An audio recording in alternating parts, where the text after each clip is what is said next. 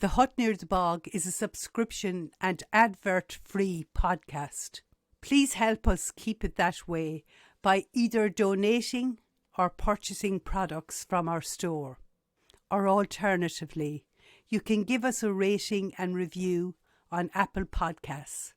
Just follow the link in the description below. Thank you, and we hope you enjoy the show. Welcome to the Hut Near the Bog. Tina Claffey is the preeminent photographer of the Irish boglands. In this second of two interviews, Tina tells us about her reluctant return to Ireland from the wilderness of Botswana, only to find another wilderness on her own doorstep, namely the boglands of Ireland.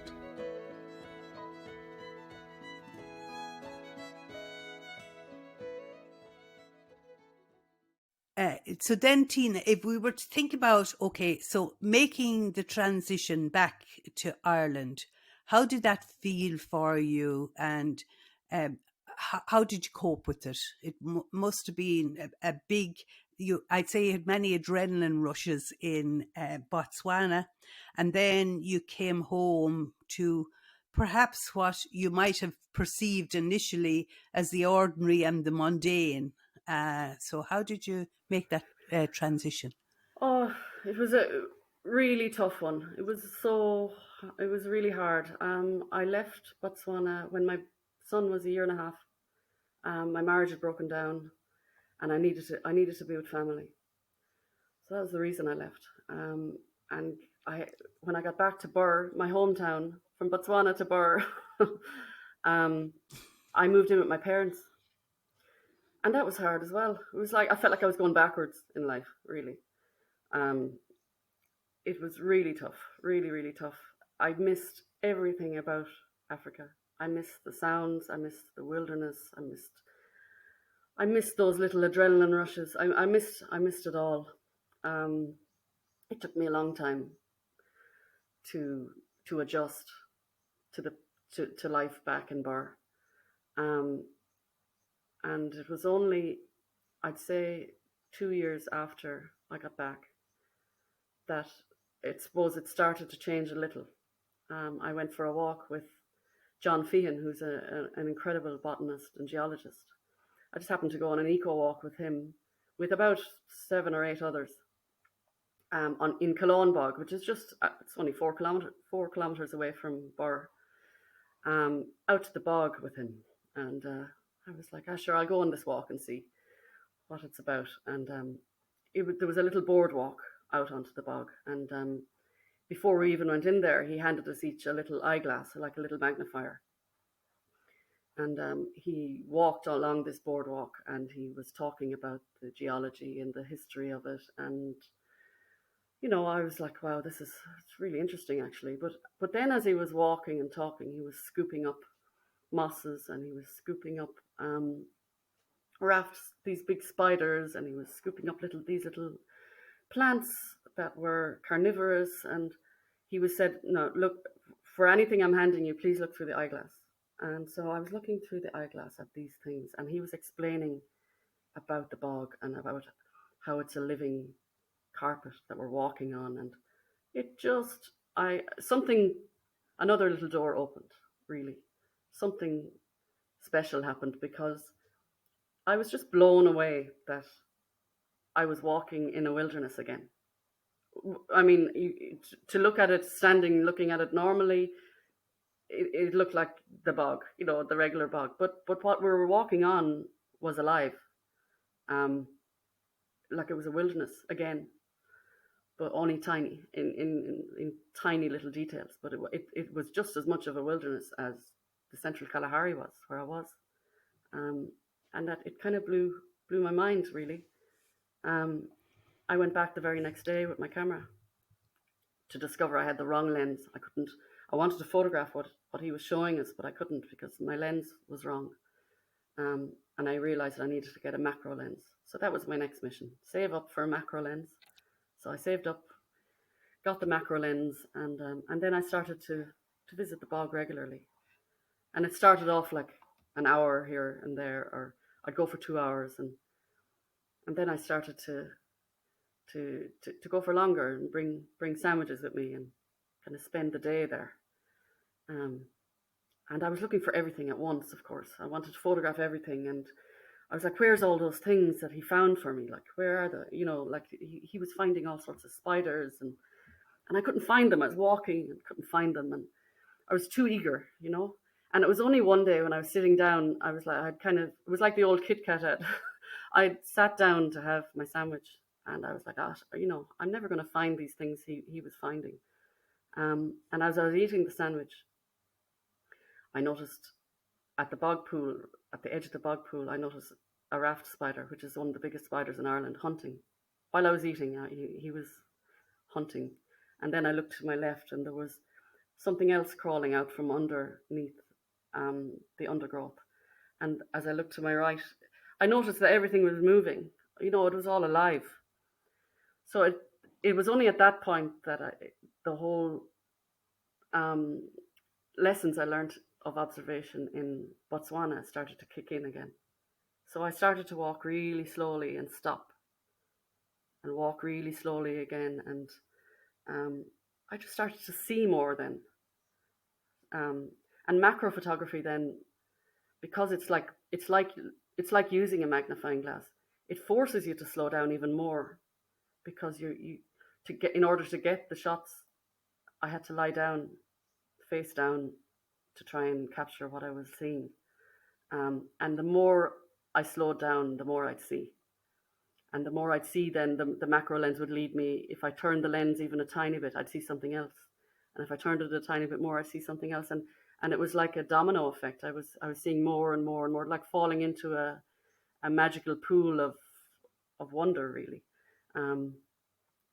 So yeah, that's that. I became hooked on that. I started to visit other bogs, and I started to explore through the seasons, and I started to build up a library of what I was finding there. Now, I'm not a botanist at all, in any way, shape or form, but I suppose I've been learning as I go, and I've been learning about all the different species that I would discover. I'd go home excited to download my images and see what I'd found, and if I didn't know what something was, I'd look it up, or I'd ask on a online forum, what is this? And I suppose I was excited again. Excellent. I was driven again. That, I mean, it didn't Yeah. have. I had that adrenaline rush in ways again when I'd see that raft spider hunting. Like, that was an adrenaline rush again, and I've had lots of adrenaline rushes out there. So I found the Excellent. small five, not the big five. Yeah.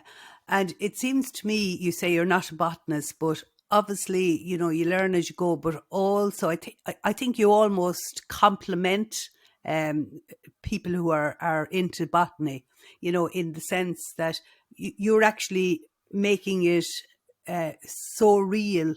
And with your photographs and your macro lens, you're bringing these things to life almost. Yeah, Is that well, true? I think so. But you see, what I love about macro photography, it kind of removes the reference of scale. I mean, you can photograph a tiny lichen, like something like devil's matchstick, which is a beautiful little lichen, but up close, the reference of scale is gone. It looks like a massive tree, kind of an otherworldly kind of a tree within the landscape. So you kind of get lost in a miniature world in there. When you're looking through a macro lens, it's a different story. Whereas somebody will walk along, oh yeah, that's a lichen, that's devil's matchstick. But to look at it through a macro lens it takes it on another plane. You see things differently. You look at things differently again. Excellent. Yeah. Brilliant. And tell me, Tina, was it a chance meeting with John Fehen, or was it did you always admire his work, or how did you go on that walk in the first place? It was no, I didn't know John Fehen at all at that point. It was advertised as part of Bor Vintage Week.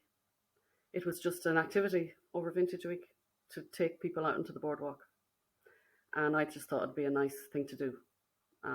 I had never met John before, but I was amazed by him. that first meeting, he was like, he's like our Offaly Attenborough. Um, not just he speaks not just of the botany, but he speaks of the history, the mythology behind everything as well. So it's it's like John Feehan's world is a lot bigger than just botany, you know, and geology. It's I love I love I love spending time with him. Just his knowledge is phenomenal. I'm working with him now actually on he's doing a Wildflowers of Offaly series. So I for YouTube. It's under Offaly Heritage on YouTube, and it's fantastic. So I'm spending more and more time with him, like just helping out on the filming of that. So it's a great opportunity for me just to learn from him, just to spend some time with him. It's really great. We're very lucky to have him here in Offaly. Excellent. Obviously, you know, with your macro lens and learning patience and being calm and not wanting to get it all done in one day, that you have got some amazing shots of the bog. And is it a fair question to ask you, how does it compare with the wilderness of Botswana, for example? Well, of course, it's like, I mean, it's two different worlds, but as I said, like, I mean, it it is it's just an incredible wilderness out there in the bog. It really is. It's so ancient. It goes back thousands of years. You know, um, it's hard to explain how. I mean, they are completely different worlds. I mean, you're going from the bigger wilderness to the minute, but each are as important as each other. Um, there's so much out there in the bog. I'm still excited going there. Um, there's so much to be discovered out there still. In many ways, I feel like I've just scratched the surface. Um, you know, I'm still finding things that I've never seen before. That you will only find in the bog, that you won't find anywhere else. You know, species out there that are really endemic to the bog, that are just that's what it's kind of my mission in life now. Not for now anyway. I don't know. Maybe it'll all change, but right now it fascinates me. It really and truly does. Yeah, well, listening to you, I can see how it is your mission, and it's almost like it's the work you were born to do, and the level of production that you're actually putting in front of people. I mean, it's given us a whole new awareness, in my opinion. Thank you. Well, there is a huge awareness now, though. There is definitely a growing awareness among people as to its importance. More and more bogs are getting boardwalks put in so people can actually go out and experience it for themselves and spend time. It's just so good for the soul, and it's good for body and mind to spend time out there. It really, really is, you know, especially when you slow down and stop and actually just truly observe out there. It's just it's so good for you, you know. I can't emphasize it more. It's just really, really. I could be having the worst day, you know, when I can go out there and I come back and my mind is free. You know, it's you slow down to the hum of life there. If you slow down to the hum of life there, you know, nature reveals itself to you there. It's just very special all through the seasons. I mean, every season has something to offer. Um, And I agree with you. And I have been fortunate enough to walk the bogs as well. And I just feel there's no place like you find your soul. And not alone do you find your soul, you slow down. And it's almost like any troubles you have, you forget about them because you're immersed, and you have to be observant as well. You don't want to find yourself in a bog hole. oh, So absolutely. I think, Yeah, yeah, well, I I was think going it's to very, say that I only follow the. Actually, I always let family know where I'm going first, because it is really treacherous out there, especially if you go off a boardwalk. I mean, it really is. So I only follow animal trails. I follow the deer track because deer track will hold a weight. Um, a well-worn deer track is what I'll follow. But yeah, no, I don't use a tripod or anything because everything. First of all, everything I'm photographing is on the ground, But I like to have my hands free as well, because I have gone down out there. I have walked thinking I'm fine and gone down on one leg up to my hip out of nowhere. It's like a crack in the earth, going down, and that's frightening, So you can't be too careful out there. You really can't. There's bog pools out there, and you don't know their depths. It's um, there's mosses out there where the ground looks solid and it's not solid at all. I bring a stick with me now, like a walking stick, not because I'm old, but because I can gauge in front of me how deep some parts of it are.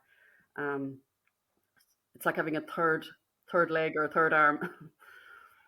That's exactly how I see it too, and I always bring the stick with me, but for other reasons. And it's to be honest, I think people who haven't experienced the wilderness of the bog, it's probably something that even could be used for mindfulness. And I think all the therapies are there, but we might have yet fully discovered them. Tina, would you agree with me there? Oh, completely, completely. I mean, when I'm in the zone out there, and I literally call it's like meditation.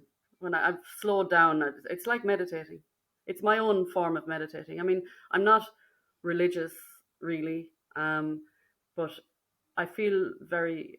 I don't know if spiritual is the right word, but I feel at one out there. It's like I feel at one with nature out there, and I walk around, like if I meet a cobweb, I'll walk around it. I won't walk through it. Um, with all the little inhabitants of it, all those little insects I photograph. Um, when I've slowed down, they're very accommodating. If I move slowly, they're not too disturbed. I thank each and every one that I photograph because they're allowing me to photograph them. There's an energy in the bog that's really positive. That I just love. But I think it's important for me to thank them all, because I'm in their territory. I suppose it's I don't Yeah. know, it's part of my time. Over time I have come to realize I'm in their domain, and you become part of it. If it's like you're accepted if you slow down to that much, and if you do slow down, you're gonna find more. It's like you're rewarded for your patience out there. Absolutely, and that certainly comes across your gratitude and respect for nature, and I truly believe, listening to you, that you wouldn't get the shots you get if you hadn't that gratitude and respect. Oh, I think it's very important. It's really important to me anyway. Um, I remember once catching. I remember once seeing a dragonfly in distress. He was after landing wrongly in a. It was a four-spot chaser dragonfly. And he was after landing wrongly in a bog pool, and I, he was within reach without me being endangering myself. So I scooped him up and I put him on the heather, and I sat with him, and he was saturated, and so he crawled up to the highest part of the plant, and he stretched his wings, and he proceeded to dry them. He was vibrating his wings, and he was right beside me. So I was talking to him, saying, "No, you're going to be fine," and then he allowed me to photograph him.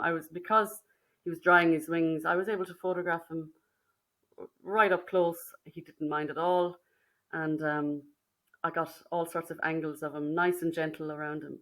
And then I could see his wings had dried, and then he like looked directly into the camera, and then just took to the sky, and it was a mutual thanks, really.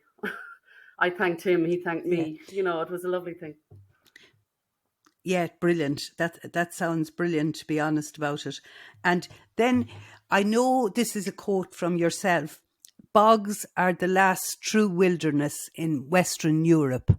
Do you want to talk to me about that, Tina? Well, they are. They really are. They are our last true wilderness. You know. Thankfully, there's a lot more awareness about it now. But if you consider that, well,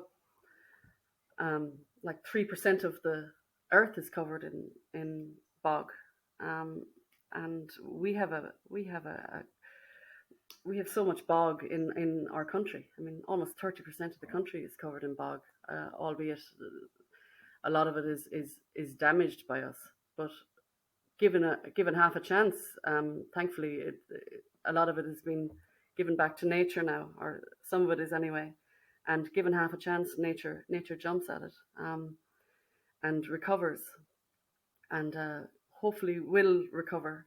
But yeah, it is a true wilderness, um, and we're very lucky in Ireland to have such beauty and such. We have some of the most pristine bogs in all of Europe, and the ones that are still pristine must be kept pristine, and hopefully the ones that have given back to nature will recover somewhat. They'll never recover fully, but um, maybe they'll go on a different little tangent, and other species will thrive. But yeah, given half a chance, nature can bounce back. We've talked about wilderness already and how it impacts on our soul, and obviously all the species that are out there that perhaps we're totally unaware of. And I'm just wondering, um, I believe, and I'm sure you do too, that the work you're doing is creating this awareness of that true wilderness. And I'd like to feel it will educate people to be more aware and to respect the bogs, and perhaps, I'm always afraid of this plundering, and obviously people had to get a living from the bog and all the rest. But I think we're in the age of enlightenment now.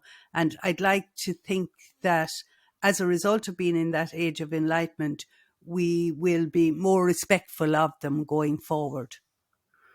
Oh, absolutely. Well, I really hope so. Anyway, I suppose that's the purpose of my photography is obviously, I mean, I love being out there, but I really do want to create awareness. That's one of my missions, is to create awareness of the beauty that we still have. Not to lament what we've lost. I mean, we have lost a lot, but we still have so much, and to preserve what we actually do have, without lamenting too much on the past, and going forward, and protecting what we have. And a photo speaks. It can speak a lot louder than words. It can appeal to everybody, not just the botanists and the scientists. It can appeal to the man who used to cut turf. It can appeal to everybody, you know, and raise awareness among everybody, not just for botanists and the like. So I suppose I want to reach out to everybody with my images. Yeah, oh, that's brilliant. Yeah, and obviously they're so appealing. They're so colourful. Like, I couldn't have imagined that what you have produced by way of your photography, that all of that was captured in a bog. I mean, obviously, it's almost like, I think Helen Keller said about, it's not um, it's not a tragedy to be born blind, but it's a tragedy to have eyes and still fail to see. So Exactly. effectively, like, I have walked bogs, and and you have brought another dimension to the bogs that I would have been totally unaware of. And obviously, I haven't that macro lens. So therefore, I need someone like you to point out that these species are there, that it's part of their home, and it's very important that we give them the opportunity to still be there in 100 years from now. Exactly. And I mean, you don't need a macro lens to appreciate it out there. Um, just to just even go out and sit in the bog, just to sit there. You're going to see lots of things are going to emerge once they realize that you're still and you're no threat. You'll notice that everything around you is living. It's all moving. Um, there's little there's flora out there. I mean, there's little sundews that they're they've adapted to survive out there, and they capture insects, because they don't get the nutrients they need from the peat. So I mean, it's just mind blowing what is out there, And but these are all things you can see with the naked eye. It's just that the macro lens lends a closer perspective, that that will really reveals like how magical they really are. But that, like, I mean, it is still very special to go out and just spend time out there and just sit out there and just really enjoy it. Fabulous. And even to take your shoes off in the bog, I find is fascinating to Oh yeah. actually feel the peat underneath you. I think that's an amazing experience. And it's almost like the energy of the earth comes up through your body when you do that. Oh, absolutely, Yeah. absolutely. And even on a warm day, it's going to be a few degrees warmer in there because it absorbs the sun. It's like if it's 18 degrees normally, when you go out to the bog, it's probably 21, 22 degrees. It's funny. It's much warmer out there, and same of course when it's cold. It's colder out there when it's cold. Yeah. It's Yeah. funny. It's a Yeah. living kind of a living carpet out there. It's amazing. Excellent. Another thing that struck me about your photography is your ability to capture the different seasons. And maybe you'd like to talk to me a little bit about that. Well, the season, every season has something amazing to offer. Really, I mean, the spring, it's like the bog is waking up from its deep slumber of winter. You see the frog spawn in the pools. All the insects start to emerge. You get marsh marigolds, and then you coming into summer. Everything starts to explode. I mean, it's full of life in summer. Um, you Fantastic time in the summer to actually observe out there. One of my favorite times of the year is early autumn because the heather turns to its purple blooms, and it is just like a sea of purple out there. So stunning. Um, and every season is just stunning. I mean, coming into winter, you'd imagine winter. Why would you go in winter? But all the sphagnums are very pronounced in winter. All the colors. Frosted mornings are stunning out there. All the lichens are all glistening. Early mornings, beautiful in winter. Anytime really, any of the seasons. But every season has something to offer. Absolutely, every season is just magical in its own right. That's brilliant, Tina. Yeah, and I presume that you avail of all of those seasons. Obviously, you wouldn't have got the uh, photos you've gotten if you weren't in the bog. In all seasons, all weathers, all types of weather. Oh, all types of weather, yeah. Actually, one of my favorite photos I ever got was in midwinter. You'd imagine how would she get anything in midwinter, but I remember I photographed. I remember I was walking over a shallow bog pool and it was -4. Everything was solid. It was crunchy underfoot. I mean, everything was just ice. And I walked over a really shallow little bog pool, and something caught my eye in the ice, and I looked through the lens, and it was a sphagnum moss. It's Sphagnum cuspidatum. It's the feathery bog moss, but it was completely outstretched. Um, the sphagnum was outstretched in the ice and perfectly preserved. I mean, and it was surrounded by frozen oxygen bubbles. And I looked through the lens, and I almost wanted to cry. It was so beautiful. It was like looking through the lens at something completely otherworldly. It just blew my mind. It's one of my favorite photographs, and that was in the middle of winter. Um, so yeah, no, it's amazing any season, but you can capture the wonders out there really in any season. Brilliant. And obviously, you have captured so much. What are you hoping to achieve in the next couple of years, Tina? Well, I have a book coming out in the spring. My first book was Tapestry of Light, and it was infused by the poetry of John Sheehan, which was just a privilege. I spent time with John Sheehan out in the bog, which was just magical. It was a November day. It was a really drizzly November day, and he was talking poetry out there, and it was just magical. So yeah, that was my first book, Tapestry of Light, which was a journey through the seasons. And my one in the spring of this coming year, 2022, will also be it'll just be further exploration um, with the macro lens, possibly through the seasons as well. But I'm looking forward to that.